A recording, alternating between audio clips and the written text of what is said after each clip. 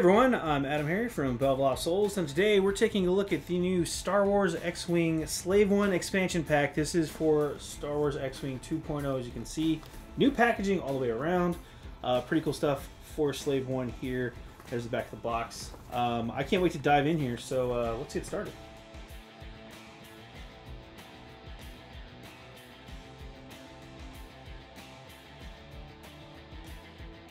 Wow, so there's no coming back from that box, folks. When you open it up, yeah, that one's trashed. Anyway, let me get this all cleaned up and we'll take a look at the new Slave One. First thing I noticed here is Slave One is now on a medium base, which is one of the new sizes for Star Wars X-Wing.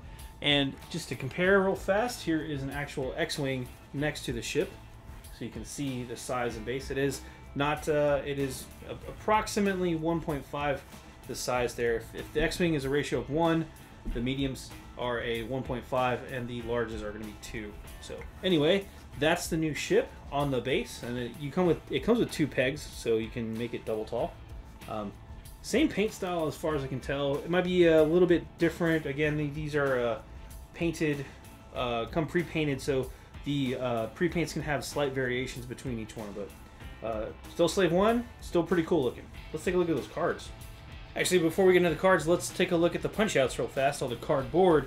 We get a couple of proximity mines here, as you can see, some seismic charges, some shield tokens.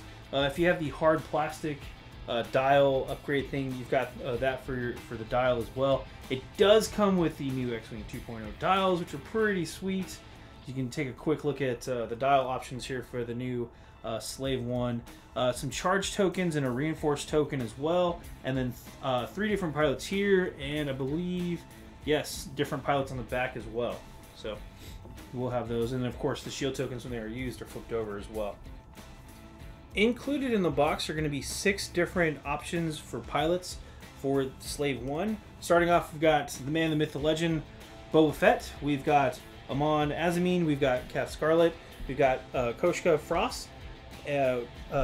Crassus Trelix, and of course the generic Bounty Hunter. Now, if you've seen the conversion kit for our Scum and Villainy unboxing, you'll probably recognize most of these pilots. Same cards, nothing's changed there. Again, action bar wise, all these ships are going to come with the focus action, the lock action, the reinforced action as a red option, and then of course a white boost as well. The 5 different unique pilots each have their own unique pilot ability, which I'm not going to go through individually, but you can see those there. And then the ship is unique in that it does have the dual firing arcs. It's got a 3-die attack on the front and rear 90-degree firing arcs, as you can see here on the sides. Stat-wise, it's got 2 agility, 6 hull, and 4 shields. That's pretty beefy.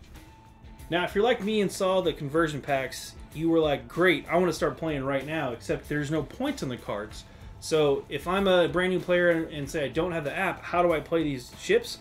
With the threat levels. This is how these work. When you're first starting out, you can just use threat levels. You agree with your opponent the size game you want to play in terms of threat level. So threat levels range from 1 to 5. In this case, Boba Fett and Amon are both going to be threat level 4, as you can see by the 4 tick marks, and they're a red threat level.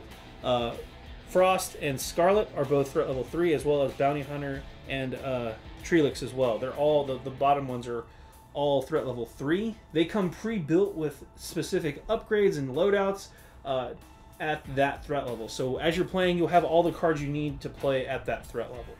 So if I'm playing and I want to use my my Slave One option, I'll say, cool, let's play a threat level 4 game, and I'll get to pick either Amon or Boba Fett and go from there. And my opponent, they would have to choose, their ship would have to match the appropriate threat level. Again, if I'm playing a threat level 4 game, that means my opponent can take 4 threat level 1 ships, or 2 threat level 2 ships, or a threat level 3 and a threat level 1, or a level 4 ship. You get the idea. The fire spray is a pretty popular option for a lot of different bounty hunters for obvious reasons, and that means there's a lot of different ship titles you can choose from. As you can see here, we have Slave One, we've got the Andrasta, and the Marauder ship titles. These are all specific for the Scum Fire Spray class ship. That's the only ones you can apply to.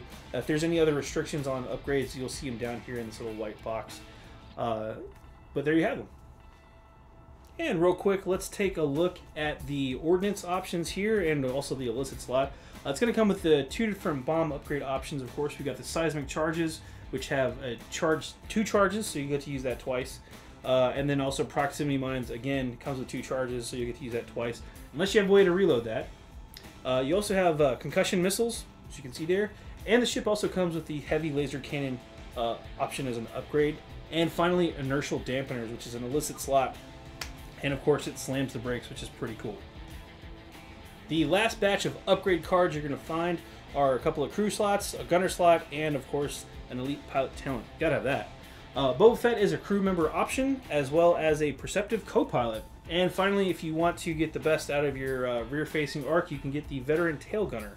And the last upgrade, of course, is an elite pilot talent, the EPT for Lone Wolf. Seems fitting for Slave 1 to have the Lone Wolf upgrade. Final thing I want to cover are the contents, the real quick expansion pack sleevelet here included.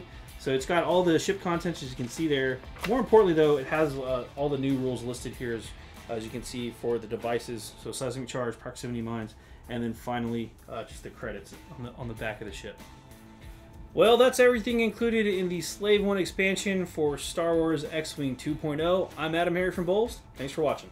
Click to subscribe. Check out more videos.